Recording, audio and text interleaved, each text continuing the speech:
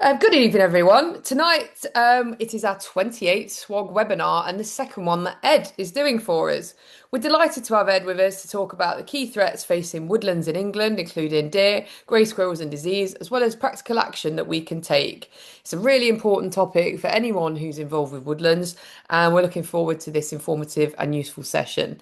I'll hand over to you now, Ed, and take it away. Thank you very much, and welcome everyone. Thank you for taking time out on this sunny evening to come along and listen about woodland pest and disease threats. Now, this topic can be quite dark in terms of the risks and threats that we face, but I think it's important that we all sort of understand of what's out there, and where we go from there. So, as mentioned, my name's Ed Hyans. I'm the woodland manager for the National Forest. And yeah, let's go straight into it. So a bit of a quick outline for the hour ahead, or hour and a bit. So I'm going to sort of overview of pests and diseases to start with, then look at sort of the threats of both pest and disease, split those down into sort of some of the key ones you might come across, or hopefully don't come across.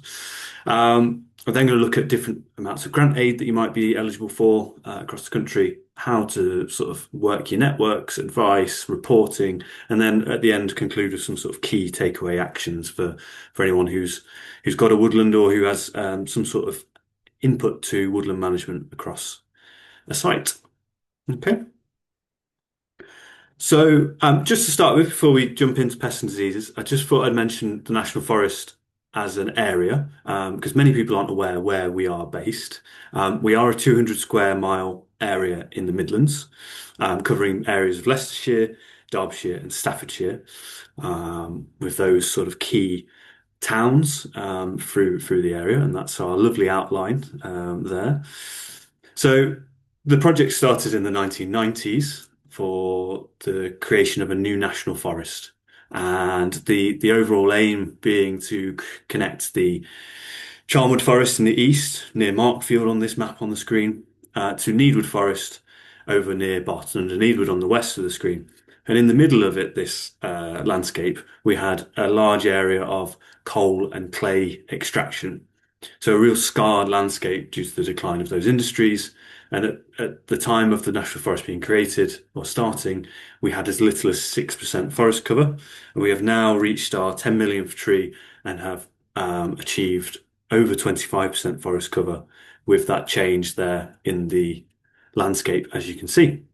So a really positive story of afforestation efforts. And with that, we've planted most of the woodlands with around 90% on average broadleaves. So very much native broadleaf woodlands and forestry that we're looking at here. And they are typically some of the most affected species that we can have. And some of the issues we'll be looking at today are very applicable to those types of trees. And not only that, when we're creating young woodland hasn't got the resilience yet into it necessarily that some of the mature woodlands have that have been pre-existing for decades. So that's why we're here talking, the National Forest, we and me, on this topic, because we have sort of a real good test bed for some of the issues that have been popping up. Okay. This first slide here shows a really useful graphic from the Forestry Commission, and this is the change in time of new outbreaks of pests and diseases across the country. And what we can see here is a very steep increase around the millennium to the early 2000s. So 1970 to 2000s, fairly, it's the wrong way for the trend. Not that the trend could go down, but it's still increasing. But then when we reach the new millennium, it rockets ahead, and has really increased through the years to come. So why is this happening? Well, could be a few reasons. We could look at things like global trade and plant movements. So as we move different bits around and increase trade across the globe, that can bring threats in from afar. We could also look at the extent of climate change as winters become warmer and wetter. We don't get those cold snaps as often as we used to. So that can extend the survival range, especially for things like pests and insects. But also, in a more positive note, it can also be that we are doing a greater amount of surveillance and reporting. So as as you're all out there and engaging, and we've all got smartphones or access to maybe computers or books and whatever resources that we have now, we are easily able to hopefully identify some of these risks and then report up the chain. And we'll come on to reporting later because reporting is a really important part of what we can all do for combating some of these issues. Okay. No, this is a huge topic. As you can see, there's a huge increase there. Each one of those squares being a new outbreak, and we're up, all the way into the 20s there. And there's a list. We have our own pest and disease policy in the forest, and the list of threats is quite substantial. So for an hour today, I'm not going to go through all of the things that you might come across, but I'm going to pick out some of the real key threats on both pest and disease side. So if there is anything particular that I don't mention that you want to sort of talk about at the end, then obviously do put that. Oh, sorry, do put that in the chat. But to start with, I just wanted to talk. So the first few ones I'm going to talk about are grey squirrel and deer. So mammal real impacts to your woodlands. And as of this year, we've now got new central policy papers on this. Now, policy papers are an important tool for organisations like ourselves to sort of really lean against and to then feed that down into advice for landowners. And these have been long in the works, these two. So policy paper for grey squirrels and the policy paper for deer were both released February this year. And it really emphasises the need for action-led approach across England, and how DEFRA sites, DEFRA-owned sites should be controlling both, but equally the privately owned sector, privately owned small woodlands and large woodlands should be looking at how they can either survey or control these threats that come to it. Recently, I got this email today, so I added it in, which was very timely. There was a recent landowner survey in 2025, a recent woodland owner survey, sorry, by the Silver Foundation. And within that survey, woodland owners reported that grey squirrel and deer are their absolute main concern and reported as their major or very severe current problem. That was two-thirds of landowners reported that. And 40% of the landowners who responded identified grey squirrel and deer as their absolute top future priority. So it really is, they are constantly at the forefront of everyone's minds. They are an ongoing issue, and something that realistically we will have to live with, but it's about managing our ability to control the impacts over these next decades before maybe some longer term solutions and longer term wins can come to the fore in terms of the battle of grey versus red squirrels in certain areas. I mean, in the National Forest, we don't have red squirrels, and we don't have red squirrels anywhere particularly close to us because we are so central in the Midlands. But some of the areas that you might be coming or sitting by today might have, red squirrel populations that you can kind of build towards in the next decades that might slowly increase. So that would be a really positive action. And the grey squirrel policy statement does outline that. So I'm now going to go into detail a bit more on grey squirrel and then deer. So grey squirrel damages, for those that don't know, it does reportedly cause £37 million worth of damage to the England and Wales every year to the timber industry, but also through ecosystem services loss. And this picture on screen here is an oak tree, sort of 20-year-old oak tree. It's been growing very well for those 20 years. And then essentially the grey squirrel will come along and damage typically the leading shoot, the leading stem. And that will it can cause mortality above that point. And then weather and weight of the tree can cause a snap like this. Now that instantly loses the tree's form, and that form will reduce the timber value, the yield class of how quickly the volume's being put on, but also a whole range of other benefits. So it might be that you're sat there today not particularly concerned about timber value or future timber value, but you might be concerned about wildlife value or carbon sequestration. And these damages all negatively impact upon those outcomes and those objectives that you might have for your woodland. So anything such as this is a real long-term and short-term detriment to the woodland. It can also impact the viability to plant new woodlands, and and the driver of, say, if a landowner's got a site who's planted one woodland and they wanted to continue, but 10 years in, they're seeing grey squirrel damage, it can really negatively impact people's perceptions. So they do impact different species in to differing degrees. So conifers can be affected. So things like larch and pine can typically get damage as well. But as you'll see on this little short clip that will run throughout this slide, this is an oak tree again, an English oak tree, roughly about 18 years old, and you'll see here that we've got a quite severe level of damage at the base of the tree. And then we've got you can see where it's weeped beyond the wound there that I'm pointing out on screen, and all the way from about half a meter up, complete 360 degrees of the tree, completely stripped into the crown. Now that's been done in one fresh damage season. So this is how quickly it can turn.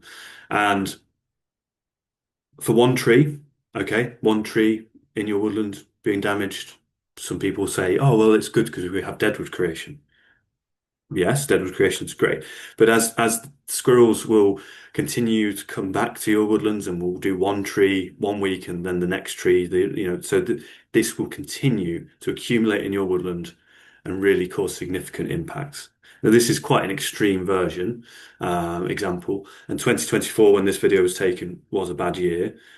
But these are impacts that we continue to see year on year, particularly for broadleaf forestry. If you've got a young woodland, it can be very vulnerable. But even if you don't have a young woodland, if you have mature trees, and underneath your mature trees, you want natural regeneration. So you want your oaks and your sycamores and your beech to be putting down the next generation of trees. As they get to something of this size on screen, they will likely suffer similar impacts if you have grey squirrel unchecked. So that's grey squirrel impacts. Now, going to jump ahead slightly here, because one of the key actions you can take for grey squirrels, other than control, if you're unsure about the impacts that you might have within your woodland or within a woodland that you visit or manage, one of the key areas you can look to do is a grey squirrel activity and impact assessment. Now, I'm not going to dwell on this too long because this was my last webinar for the group, but the QR code on the screen does take you to our assessment documents and the survey documents. So if you wanted to scan that, you're more than welcome. And it is the national monitoring document for grey squirrel activity and impact within a woodland. It's designed to be a easy to use, quick survey and very accessible to people to monitor squirrel impact and activity. And it focuses upon three key indicators. So squirrel damage, so that's tree bark stripping, as identified in the bottom left picture. Squirrel drays, so these are where the squirrels will live in the middle picture there, and then feeding sites. So the middle and the right picture are the activity, and the impact is the damage.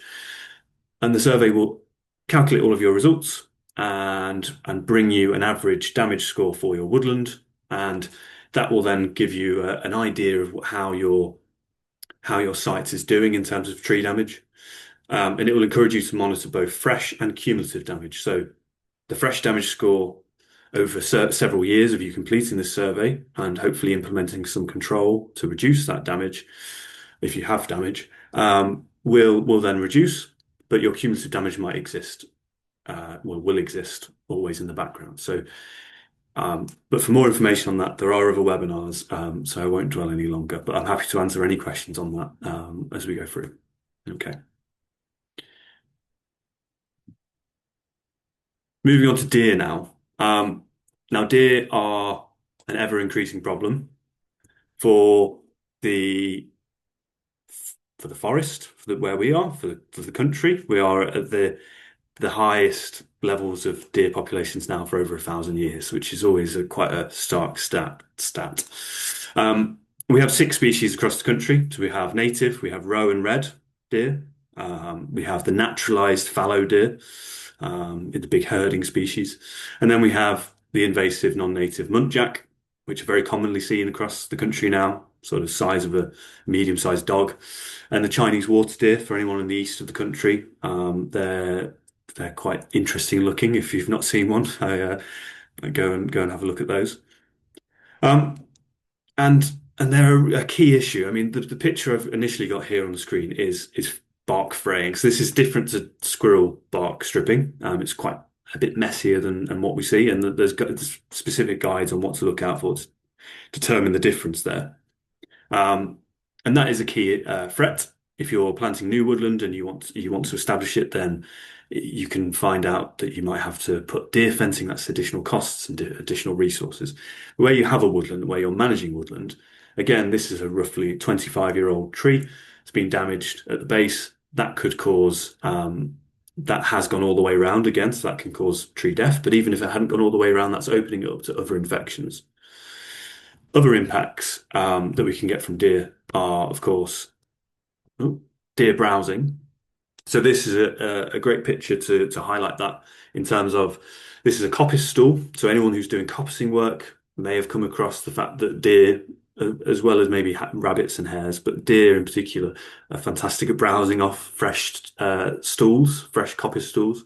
So this hazel stool here on the left, it's on a bank where they can access it and they can have a great forage and feast on that. But then onto the far side of the stool, there's a bank there down to the stream, and they can't reach that growth. So you can see there the contrast between areas they can access and areas they can't. Um, and it's thought that currently we have around 2 million deer across the UK, and we're culling about 350,000. But if we were to cull a certain amount of deer to just plateau the population, we would have to increase that 350,000 to around 500 to 750,000. That's why things like the policy statement are really important because it just brings it back to the forefront of people's minds, organisations, but also landowners.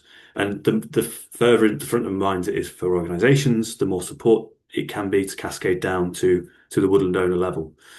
So it's a real threat. I'm just going to go through a couple more pictures. So these are camera trap pictures taken in the forest. We weren't looking for deer, but again we found deer. We were looking for squirrels at the time. Squirrels are our biggest nemesis.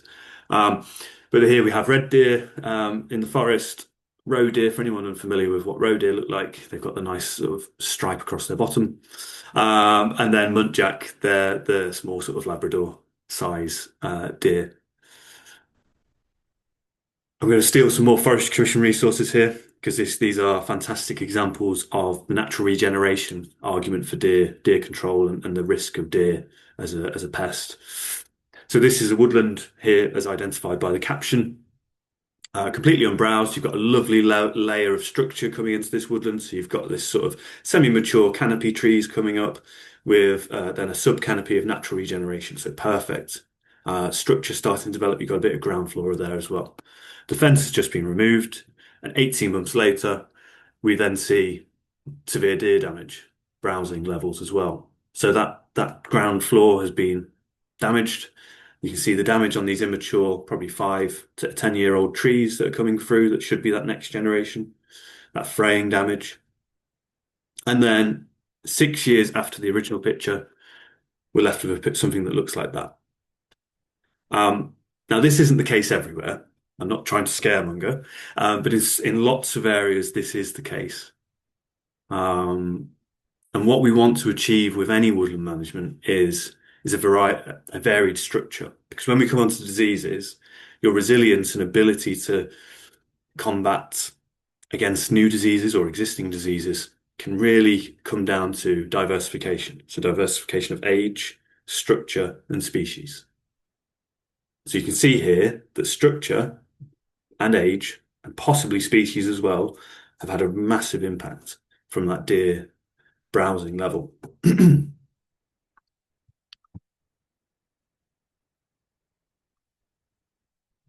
Okay. Now, one of the things you can do with deer is you can also do impact assessments. So there are deer impact assessments as well out there. But technology can also be our friend. As I mentioned earlier, we have far greater access to technology now than we did 20, 30 years ago. And one such technology is drone deer surveys. So thermal drone surveys are able to pick out deer populations as you can see on screen. So the image on the left here is just an aerial photography sort of camera shot. But then switching to the thermal image there, you can start to pick out these heat signatures within the woodland. And then switching back to the zoom camera, you can pick out this muntjac deer within the forest. Now, this is not applicable to everyone on this call, probably, but if you are a woodland owner who has a significant land holding, or you can connect with neighbouring woodland owners to see where these deer populations might be and come up with a wider landscape plan to control deer, then you've got a far greater chance of having an impact positive to the landscape. And it doesn't mean that you have to spend the money on a thermal drone survey, but it can just be a great snapshot to start the ball rolling if you're struggling to really sort of visualize what's going on. Alternatively, you could look at so that those images shown previously were where fencing's been removed and deer have managed to come in. So within a woodland, what you can do is you can fence off small areas called exclosure plots. So you can fence several small areas across your woodland, and what you might see within there over a couple of years will be plenty of growth within. And then if you've got a mown lawn outside, you know that you've got plenty of deer and other herbivore action that's keeping all of that down and not spreading across the woodland. Okay. Um, Final pests. So they're the two main pests that we're going to see across the country. And there are other insect pests out there. People in the southeast might be concerned about Ips typographus, which is a bark beetle. And there's lots of information out there, but that's very much geographically limited at the moment, as is the next one. But the next one, I suspect, tends to get more questions on presentations like this, which is the oak processionary moth. So I'm not going to dwell too long on this. It is very geographically limited at the moment. The range has spread slowly over time. If you look at the maps online. Oh, um, sorry, I heard myself then. So the maps online do show a slow spread out from the southeast of London, and it does have a serious human and animal health risk associated with it. So never approach these if you see them. You are more likely to see them around April now to sort of July time, and they will very much form a procession. So their name is a good clue. They are a notifiable pest species. So again, when we come to the reporting element of this presentation later on, we'll cover how to report them. So certainly look out for them, but hopefully you're very unlikely to see them where you are. And they are very much associated with oak and defoliation of oak. There are other moth species that can be confused though, so it's sometimes a little tricky. Okay, so we're going to move on to disease now because we've got a few diseases to go through, unfortunately. So the first disease I'm going to talk about is ash dieback. So ash dieback, as many people probably know, is widespread across the country. It's endemic, and it's thought to likely kill around 80% of ash trees. What you can see on screen, this first image is a very immature ash tree with the typical diamond-shaped lesion around a lateral a lateral branch coming off.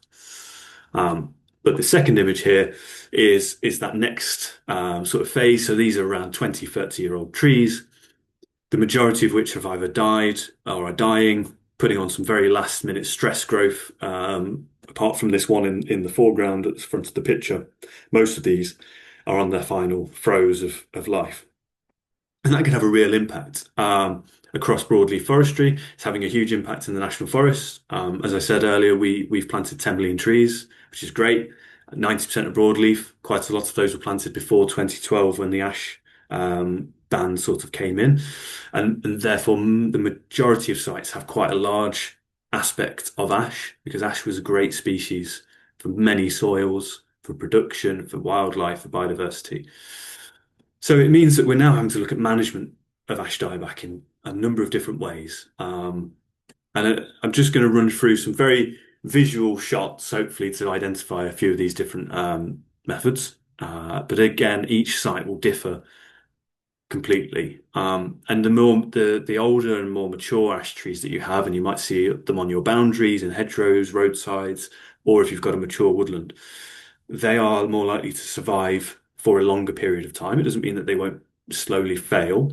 But if you've got a plantation where ash are part of the planting mix, they are more likely to fail on a quicker time scale because the disease itself affects the the xylem and phloem of the tree, so the water transport cells the life of the tree, so it girdles basically from the inside, whereas the squirrels were girdling from the outside.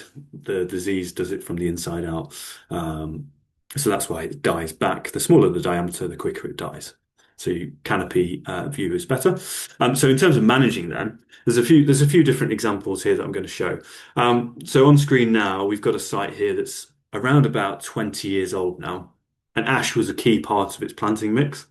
And what you can see is there's five areas of differing sizes highlighted in red, where clear fell operations have taken place. So clear felling, clearing everything, like it says on the tin, felling everything in one area, and then replanting.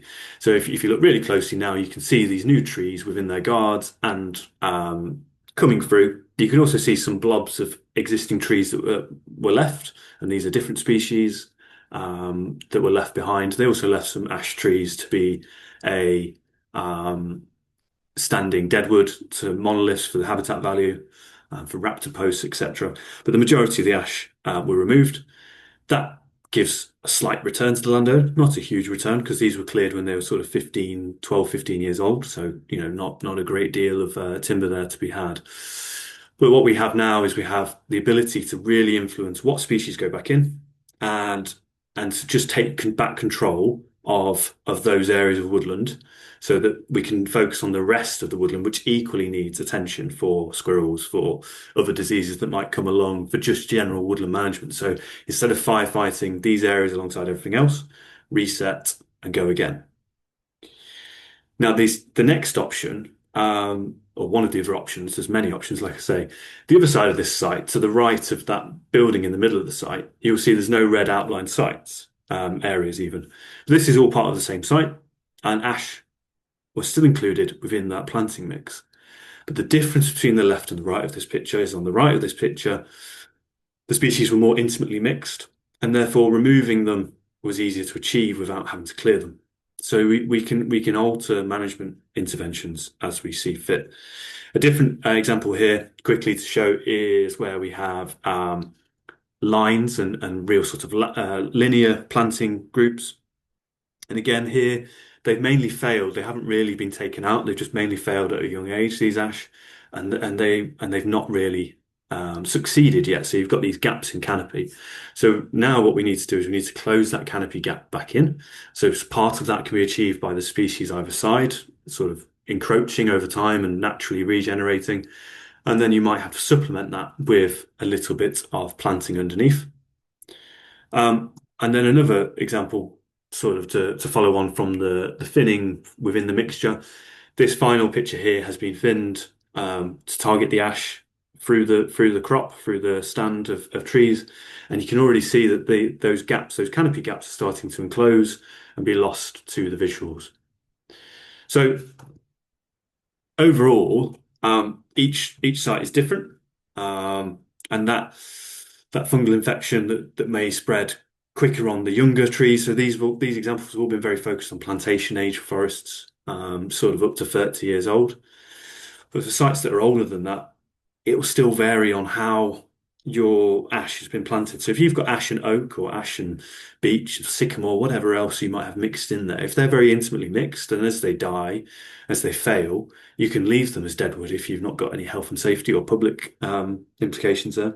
You can leave that as habitat value, or you could take ash out over a gradual plan of works to release some of the species that might be suppressed at that sub-canopy level. If you've got a mature woodland, you might have canopy and sub-canopy, and you can release some of that sub-canopy.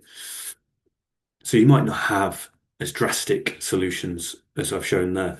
But equally, if you've got a mature ash woodland where it was planted initially as an ash woodland, or it's a pre-existing mature ash woodland, then you've really got to monitor it very carefully over the coming 5, 10, 15, 20 years as some of those trees decline, and have a really clear sort of objective-led approach.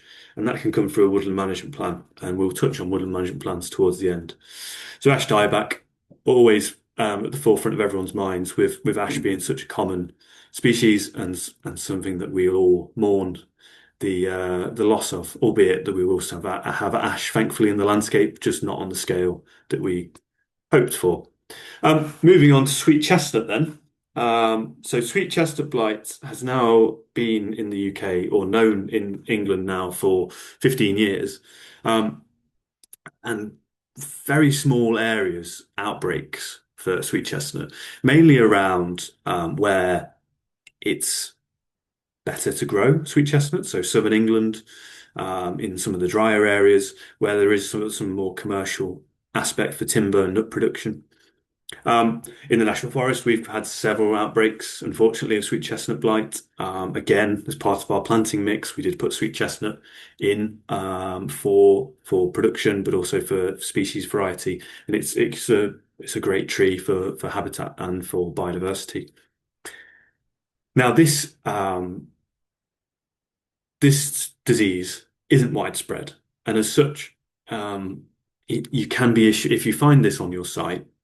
You can be issued with what's known as an SPHN. So an SPHN is a statutory plant health notice issued by the Forestry Commission if confirmed on site. So if it's confirmed on site, an SPHN will have very strict conditions on which you should adhere to, and it's likely to include actions such as sanitary felling of sweet chestnut, or just removing those infected materials. It will vary depending on how much sweet chestnut you've got on site, what the risk levels are, and how far the disease has been spread.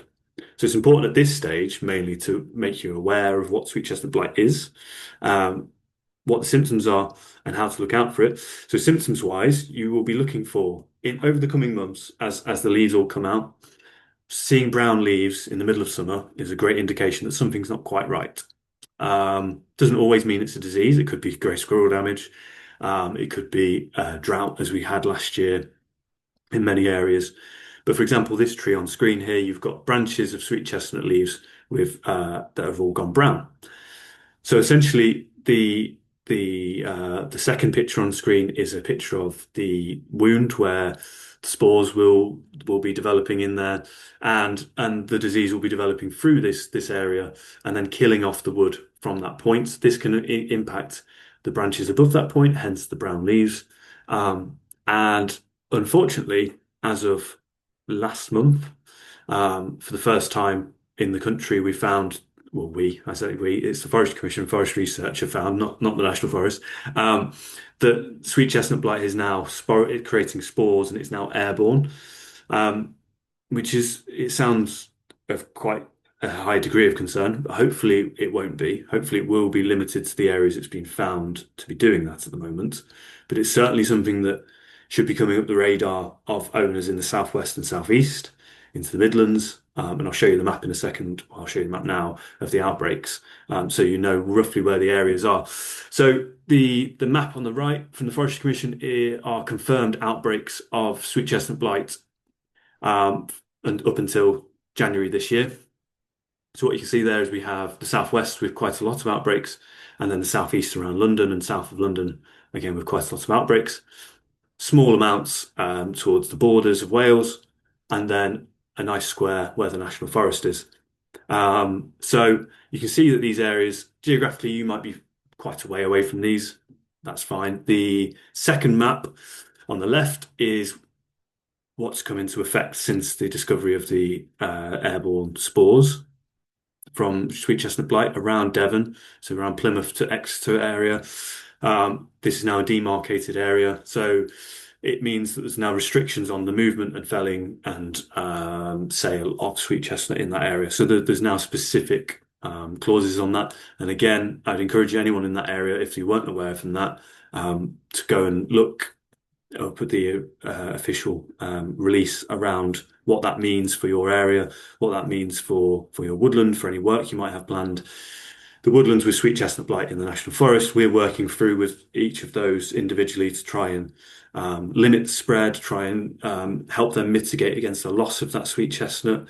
So where we can maybe clear fell small patches and restock with different species, or where we might be able to thin it out in a more even pattern, depending again, similar to the ash dieback, and that's why I sort of dwelled on that example there is depending on how your species are planted and percentages will depend how drastic your action has to be and what it can look like. But it's certainly one to be aware of and to look out for as you go forward if you've got sweet chestnut, definitely. Okay, the next one has been around in the UK since the 19 mid 1940s, so it's not a new disease as such.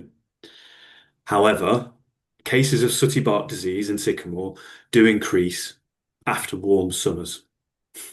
We've had a pattern of those over recent years, so it's becoming increasingly prevalent in the areas that we work in, but it might also be something that you see across your woodland or roadsides and wonder what's happening there. So it's a fungal disease, and it primarily affects sycamore, primarily affects mature sycamore, and it is associated, as I say, with climate stress, a drought, high temperatures, and then the following season, you'll then see things like crown dieback and sudden decline, bark peeling, and I'll show you some close-ups of this in a second.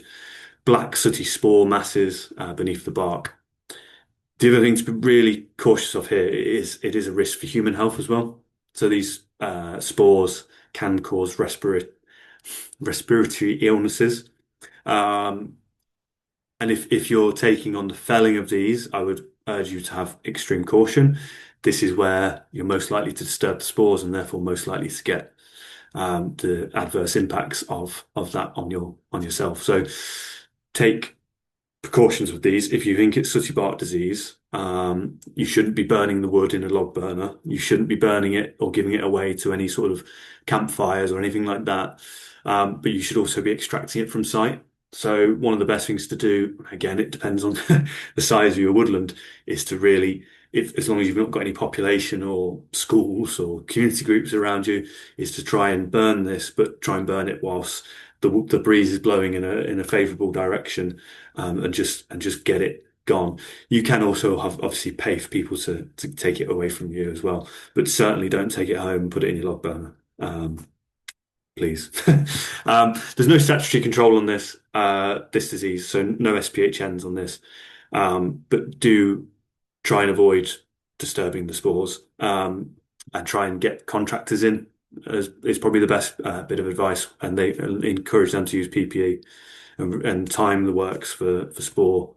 Oh, there we go. One second. So these are symptoms on the stem. Again, I've borrowed this off of the forest research page, because they have some great pictures on this. So you can see these are the sort of stems you might expect to see. So this the mature, semi-mature sycamore here, so probably 30, 40-year-old sycamore. Um, but I'm seeing it more in the national forest where we go into these mature woodlands that are sycamore dominant, as woodlands like to become with sycamore, because sycamore is great at seeding itself. And landowners going, well, that year I've lost these ones all suddenly died after 2022 was a really warm year, and then after 2024 all of these ones died. So it is becoming a pattern with these warm summers. So definitely do keep an eye on it. Again, if you've got a sycamore dominant woodland, this is one for you to focus on. Okay, the next two we're going to look at coniferous species, and two common diseases. So red band needle blight, or dothistroma septosporum, is a disease that's typically associated with Corsican pine, but can also affect lodgepole and also can sort of sometimes affect our native Scots pine. This isn't a statutory plant health notice disease. It's not a statutory notice disease. It is widespread across the country and within the National Forest. The National Forest again put quite a percentage in the early schemes for Corsican pine.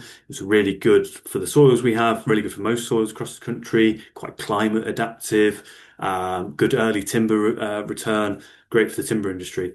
And of course, it's always those great species that then fall foul to a disease, unfortunately.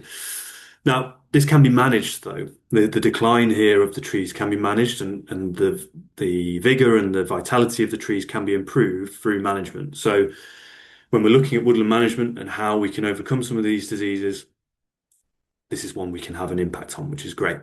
So you'll see in this picture on screen, these trees have had their lower branches taken off, so up to about 1.8 meters, about 6 foot. They've had all of their lower branches taken off, so you've got lovely airflow through the bottom. And then what they've had done as part of their first stage management, they've line thinned, so they've taken out every fifth row going down, and that's what I'm looking at down here with this picture. and that also increases airflow. So what we're trying to do there is increase the airflow through corridors and underneath and up and out to reduce the spore count, to reduce the humidity, to reduce the spore population. So what that should hopefully do is take something that looks like that, which is an infected, well, struggling stand of Corsican pine there. Really good visual there. And we should be seeing it more like that. So you can see there through that contrast what we might see. And these are all pictures taken in the National Forest. So we're well aware of the challenges this has. And again, trying to make landowners aware of it across our area, but also across the forest, the country as a whole. Um, it's not something new in particular, but it has been increasing in impact over the years as we've gone on. But like I say, with these management interventions, that can really help to make the trees last, and also get them to that sort of productive stage. And then you might start to think about managing them out with your rotation and introducing a different species into that. 20 years ago, it was found that sort of 70% of stands, Corsican pine stands, were found to be infected. So that kind of indicates just how widespread it's been for a while. And these last two pictures, just quickly, show the the needles up close. So that's why it's called red band needle blight. So you'll get these red bands, and then the needles will die from there. We've also got then a picture of the growth rings. So we've got these growth rings. Each year the tree puts on growth. And you can see that as it gets closer to the edge of the more recent growth, just how condensed it gets. So that just highlights how quickly or not how quickly, but how the disease is impacting vigor and growth rates in the Corsican pine trees there. And that is impacting landscape value. So we come back to objectives of what your objectives might be for the site, landscape value or timber value or amenity value, whatever it might be. That's having a negative impact. Okay, the second species disease we're going to look at for conifers is for larch, and that's Phytophthora ramorum. For those of you in the east, less of a concern. For those of you in the west of the UK, a much greater concern. And for us in the middle, somewhere in between. So the UK, as I sort of alluded to there, is divided into risk zones. So those in the west are in the highest risk zone, zone one. Those in the east are in the lowest risk zone, zone three. And that's because it is of greater prevalence in Wales and western counties where we have a wetter environment, a wetter weather patterns where this disease thrives and spreads via air, spores, and water. So you can see here, it bleeds on the stem, bleeds on larch stem like that. That's a very common symptom. Defoliation, again, obviously larch loses its needles during winter. It's deciduous. So typically during the midsummer, it's a good time to spot any problematic larch and any problematic symptoms. If you have a large quantity of larch, the Forest Research conducts flyover surveys, so they are monitoring larch across the country on a frequent basis. But it doesn't mean that you shouldn't be aware of what it looks like and what it is that you should be looking out for. Because if you have Phytophthora ramorum confirmed on site, and it can also impact sweet chestnut and can be hosted on rhododendron. So if you've got if you've got all three of those, you're in a real sort of perfect storm, so to speak. But if it is confirmed on site, you will get again a statutory plant health notice, an SPHN, and that SPHN will usually again be a sanitary fell of your larch to reduce the risk of it spreading any further.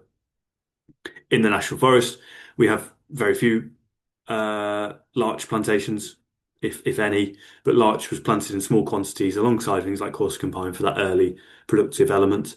And we've had a few outbreaks, but they've all been dealt with by SPHNs, and then we monitor sites nearby for any signs of disease and hopefully report from there on. The other thing here to mention, and for all of these, is biosecurity. Now, I've not put in a slide for biosecurity because time, but biosecurity is important, especially if you have a site that's at high risk. If you're in one of those high risk areas, sweet chestnut blight, or you've got a site nearby that you know has got it. If you're in a site with lots of larch or a site that's nearby has had an outbreak, you really should be thinking about how you protect your sites yourselves, whether you're working on there or visiting it. And that's simple actions like cleaning your boots before and after, any equipment, any sort of trying not to park on leaf material, but trying to park off on hard standing is always the best way. If you've got a site of public access or community access, then again, it's trying to, where possible, deliver those messages to the public, which can be difficult. But where you've got community groups, you can then obviously educate those community groups in best practice. So what we tend to carry around with us is a boot wash kit that we can put in the back of our car. You can go as fancy as a little portable jet wash, or you can just have a bucket with a big bottle of water and a scrubbing brush, which is what we have. You can get sprays, but realistically, the key thing, you don't have to go very fancy. It's just removing organic material. That organic material is where any spores will be, or any disease material will be. So any leaves that you've got in your boot grooves will be in there. So try and arrive clean, leave clean is probably the best message for that. So slight aside there, but just thought I'd mention it whilst talking about Phytophthora, which is an important one to mention it for. So this is where the diseased zone maps come in. So you can see the west of the country is in zone 1. Zone 2 sort of comes up through the middle, and then zone 3 is in the east. That zone 2 is becoming more and more at risk, as you'll see on this next map. Oh, nope. This next map, which shows where the outbreaks are. So you can see there, Wales really suffers with it. The southwest really suffers with it. Western Scotland again, and then western sort of in the lakes and Yorkshire and Lancashire areas, peaks all suffer with it. Those wetter areas are where we're finding more and more Phytophthora. So again, that's where your risks are. So that's the last of the specific threats that I've identified. I've not gone into all the symptoms, all of the biology on each of them, the what they might exactly look like, but hopefully what that's given is an idea of what's out there in terms of real key threats. If any of those species are something that you have a lot of in your woodland, or if you're unsure what species you have in your woodland, then it'd be a good idea to start to learn about them. The forest research page, the reason I've not put down symptoms is because the forest research page has each of these diseases in great detail for reading up on. So look each up for whichever seems to be the greatest threat for your area.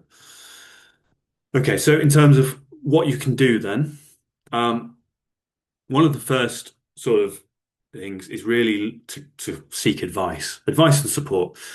Not everyone needs to be an expert who's a woodland owner or woodland manager who's influencing woodland in any sort of way. You don't have to be an expert on squirrels, deer, disease, woodland management methods, access, whatever it might be. There's a range of support out there for everything really, and that's helped by technology like tonight through webinars and through the Small Woodland Owners group.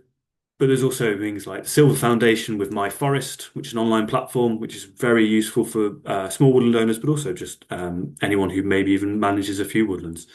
Their platform has been designed to be as user-friendly as possible, and it's constantly adding new features. So if you've not heard of it before, I would encourage you to go and look at that to see how that might work for you. It is a paid platform, but for the value you can get from that, I would say it's probably worth the subscription fee each year. Forestry Commission, their woodland officers are always open to coming out and giving advice. So they're often a first point of call. If you're in a community forest or if you're in the national forest, if you're in the national forest, then feel free to contact me or anyone, and we'll come out and have a look at your site and provide free advice, a free a free report on what we can discuss and what we can see. But if you're outside the national forest, there are also community forests across the country, depending where you are.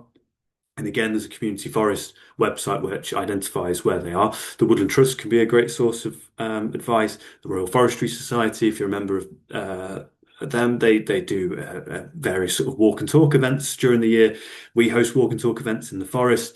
All of these chances to have sort of peer-to-peer learning, professional sessions where you might do a morning in the woods. Tomorrow I'm doing a morning sort of walk and talk for deer and squirrel damage and assessments. So all of these they do exist. It's just sometimes knowing where to look. So certainly do search around, do seek them out as you can, and look for that advice out there. The whole range of bits to find. That will also then lead on to how you can maybe network and seek volunteer support as well. So you might be a volunteer yourself, or you might have volunteers on your site, or you might want volunteers on your site.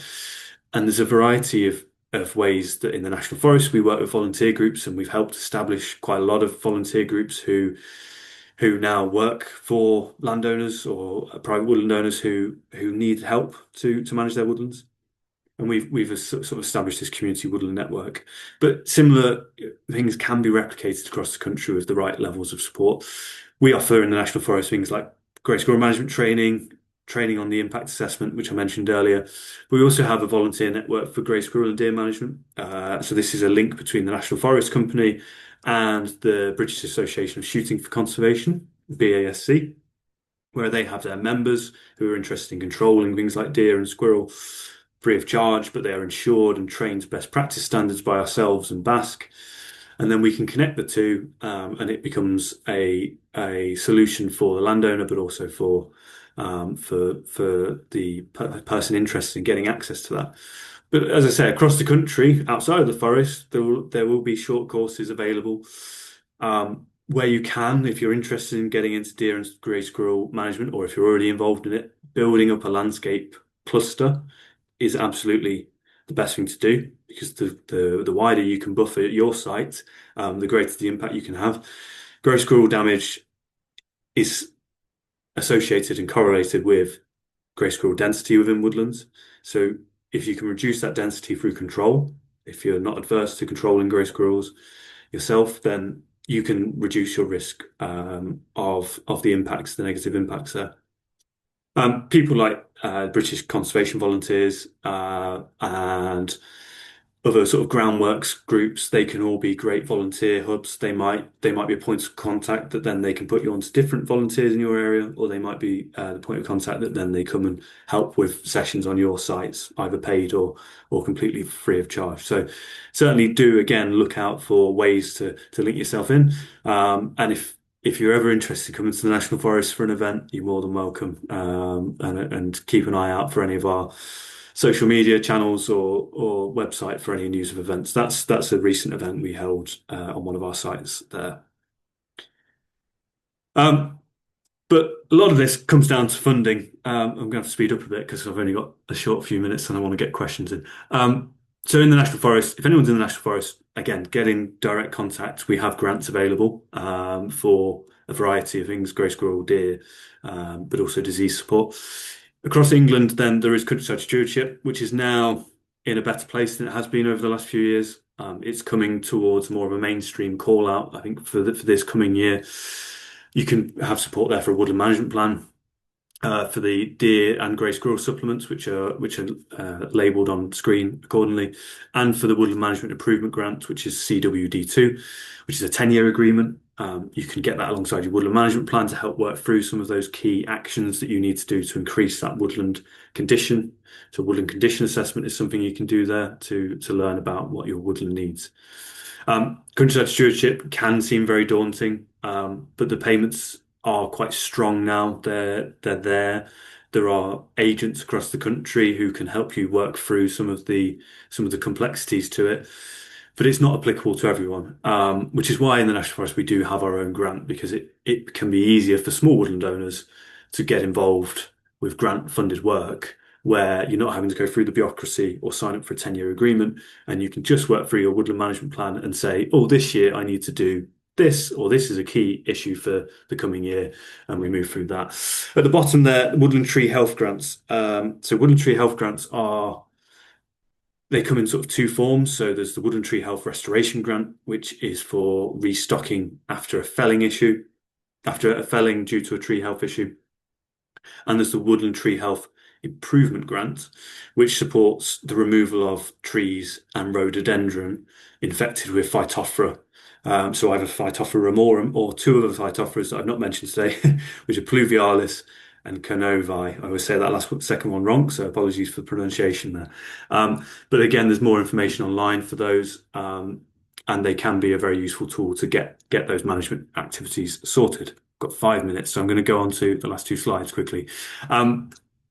The tree alert. So I mentioned throughout this, reporting is one of the best things that you can do when seeing anything of concern. So getting to know your woodland is the most important bit here. Knowing what's usual, what's unusual, seasonal changes, species and what they look like through varying times. Different trees will enter leaf drop sooner. Last year again, we had early autumn or early leaf drop due to drought in certain areas.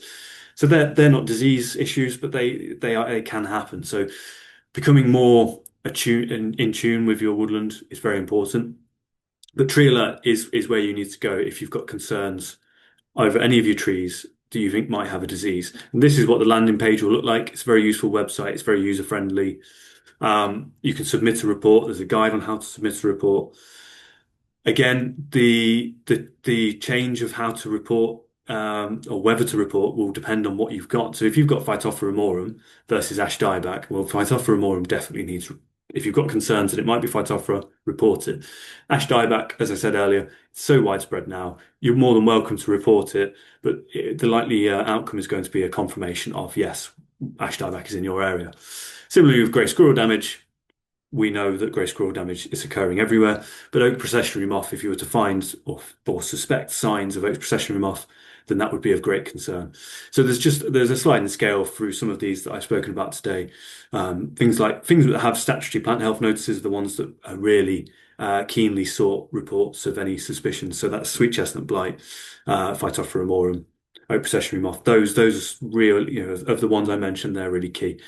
But again, have a look around there, familiarize yourself with it, and learn how to conduct a report. If you do conduct a report, they'll be triaged by the experts at Forest Research, and high risk sites will then they'll ask for maybe a site visit or samples prior to a site visit to just check what they might be suspecting. But it's all very efficient. It's a very friendly service, so I would encourage you to have a look at that. So. Just to finish then, just to conclude, thank you very much for sticking with me through the hour today. It's gone very quickly. The key sort of takeaway actions, again, as I mentioned there, learn your woodland. What's normal? What are your risks? What species have you got? Where are you in the country relevant to some of the risks there? And then report anything of concern that seems out of the ordinary. The other side of it is woodland management and woodland management plans. These threats are widespread. Deer and squirrel impacts are everywhere. Ash diebacks everywhere. The other risks, disease risks and pest risks are intermingled across the country. So you're likely to have some degree of risk.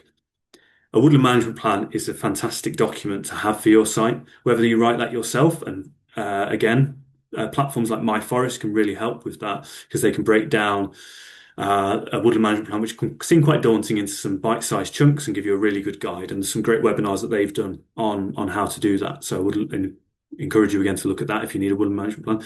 You can get funding to write a woodland management plan if you need someone to write it for you, like a woodland agent, and then implement your plan. So the plan will identify your risks, the pest and disease risks, how likely they are, what the impact will be, and what you can do to combat against that.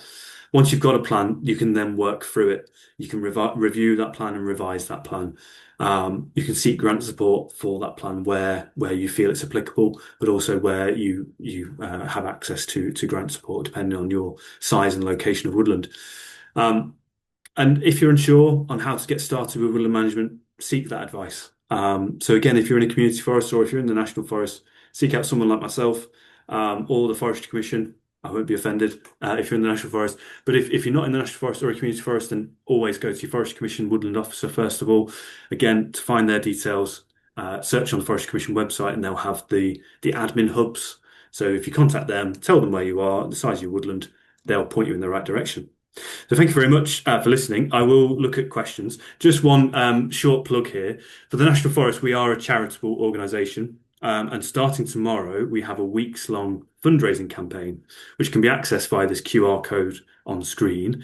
And this fundraising campaign if anyone donates, say, £5, the donation we receive is £10. So every donation is doubled. So it can really make a huge difference to some of the work we're able to do. And this year, the difference is focusing around volunteers and improving biodiversity on one of our sites in the heart of the National Forest, which we would love you to obviously to visit at any time. And our hope is that we can raise 5,000, which will total £10,000 by the end of the week. So it's a very shameless plug there, but any support is greatly appreciated. And I'm happy to answer questions. I know it's 7 o'clock, so if anyone needs to leave, um, then by all means do. But yeah, I'm happy to answer any questions now or in the future. So thank you very much. Thank you very much, Ed. That was yet again another wonderful talk from you. There are a few questions. Let's have a look. Let's see what we can do. So there's a picture in the bottom. If you have a look, Ed, it says, not sure if anyone can advise, but there's mature oak trees with bark flaking off around the base. No, no holes or other signs of pests. What do you think that could be? I'm just trying to find the picture. Aha, Oh, okay. okay, yeah, 1 second. So one it's always very difficult with a 1 point perspective picture, and that's not a yeah, critique of the picture itself. But with anything viewing it like that, I mean that could be stress impact. So that could be where historically someone's caused some stress to that tree through physical damage, which people do like to do. As mentioned there is a key disease that I didn't mention today, which is acute oak decline, which is short AOD, which can affect mature oak trees, but that doesn't have any symptoms of acute oak decline. Acute oak decline, another one to add to the brain, it's probably overwhelmed you already, but that's D. You typically see D-shaped exit holes from the beetle that the disease is associated with, and like bleeds all the way down the tree. Um, so I'm not going to be able to give you a direct answer on that one. Sorry, that's not a good start to the questions, is it? Uh, yeah. No, no, so no, not to worry. Oh, you mentioned about how you would like to have waxed lyrical more about biosecurity, so I've basically signed you up for a future webinar, Ed. So thank you for okay. volunteering yourself. Yeah. Um, and question for Ed. In your work, how do you balance dealing with the divided opinions about protecting forests and woodlands whilst also protecting deer and other forest animals that could cause possible harm to Hmm. the trees? Both wildlife advocates and forestry advocates care about protecting the environment. So how do you strike a balance? Yeah, it's a good point. It's very difficult. Especially because the mammals they're cute, aren't they? The Yeah, problem is yeah, we were making a joke absolutely. in the chat about how Walt Disney and Bambi has done a lot Yeah, for like we all got an yeah, and idea. Yeah, if you're in an urban area and it's the only thing that you see on a day-to-day basis, a grey squirrel, or you might see a muntjac deer running across your park, and you go, "Oh, great! I've seen a deer today." So you yeah. don't necessarily see the negative impact. So the messaging has to be very carefully balanced. Absolutely. I mean, we aren't out there trying to say death to all squirrels and deer, because to put it quite bluntly, that's not a message that's going to cut through well. And that's why the impact assessment type approach can be a real bridge for some owners in terms of quantifying what that damage and what that impact is having on their woodland or their woodland that they visit or that they manage or they volunteer at, and then how that might sort of cascade down into a management action. Red squirrels are our native species. They are adversely affected by grey squirrels through the spread of squirrel pox, through out competition by being smaller and grey squirrels being more aggressive. So if you live in areas where you've got the fringe of a red squirrel population, you've got the argument of, okay, we are protecting red squirrels, we're supporting our native population. In our area, in the Midlands, we are so landlocked, like I said earlier, red squirrel populations either are so far away. We're at least 2, 3 hours away from the closest red squirrel population. So we don't have that argument at this point. We have to argue on the basis of, if you want a healthy biodiverse woodland, you need trees to support that biodiversity. And to get those trees to that size, if you're doing a woodland creation project, you need to have some form of grey squirrel control. And if you're in a mature woodland, as highlighted by those images earlier, hopefully, where you have high deer population, they will just destroy every bit of natural regeneration you have if you're not careful. So it is a balance. And I can see in the chat pine martens. Yeah, pine martens are a great success story of the island of Ireland, in terms of bringing out success of winning the battle back for the Reds. Mm. And those reintroduction projects across England and the UK will take time, but I think they will definitely be on the cards. Definitely, yeah. Through our work with the UK Squirrel Accord, that's something that we've definitely had input in. Yeah. So hopefully we'll be going in the right direction. I don't know if that answers the question. I went down a squirrel rabbit hole. It's what I tend to do. Sorry. Good question, Molly. Good answer. Thank you, Ed. Someone Neil is asking, have you tried? I'm going to pronounce it Trico or Trico deer repellent. Trico. Yeah. We have tried Trico on our some of our creation sites. To be honest, at the moment in the National Forest, we've had quite a lucky ride with deer management because the landscape, as shown by the first few slides, was so bare of trees and woodlands in the 1990s. We didn't have the deer populations, so it's only now that we're really starting to see the deer populations come in. So for any sites that we're planting now, we are having to use bigger guards, more deer fencing in certain areas, and therefore things like trico have a place in that mix. And where we're trying to reduce, we don't use plastic now as part of our grants or on our estate to try and reduce that impact. But then obviously where you've got tricky sites to fencing doesn't make financial sense. So things like trico can work quite well there, or overstocking. So yeah, you can various different methods without going again. Yeah, but it's a great question. Yeah, so it's definitely got its place within, but probably if for bigger sites, fencing is probably the number one to use. Yeah. Okay, I'm just scanning back. There's some chit chat, but also I'm just trying to find the questions. The QR code at the beginning. We need to. If you send me the link of that, Okay. Yeah. I'll send it around. No But worries. yeah, lovely jubbly. And I think that's it. I think that's it as far as the questions go. A lot Yeah. of praise saying thank you, excellent webinar, and yeah, Thank you very much. But in terms, I'm sorry for bringing everyone down on a Tuesday evening, but it's not necessarily that it's more to be aware of these issues. So not all of those issues won't be within your individual woodlands, hopefully. So yeah, it's good to be aware of them and to keep your eyes out. Is there a good reference pocketbook or website? Yeah, so the best website to go to is Forest Research for disease symptoms. They have really detailed pages on each with pictures. Another really good one for ash dieback, if anyone's interested in ash dieback, and I can send this over to you, Sarah, is yeah, Leaf, so LEAF, which is I can't remember, but it's an acronym for something, something about farming. But they have a really good ash dieback booklet. So it's a physical booklet, but it's also a digital booklet that you can flick through. So that's really useful for ash. And if I think of any more, I will send them over. they There's a definitely whole thought. range out there, and I've got them that I send over to landowners in the forest quite frequently. So yeah, I can get So those. they definitely thought of the acronym and then backworked it to to make it fit, so it's got a matching Yeah. name, like we all do. Um, okay.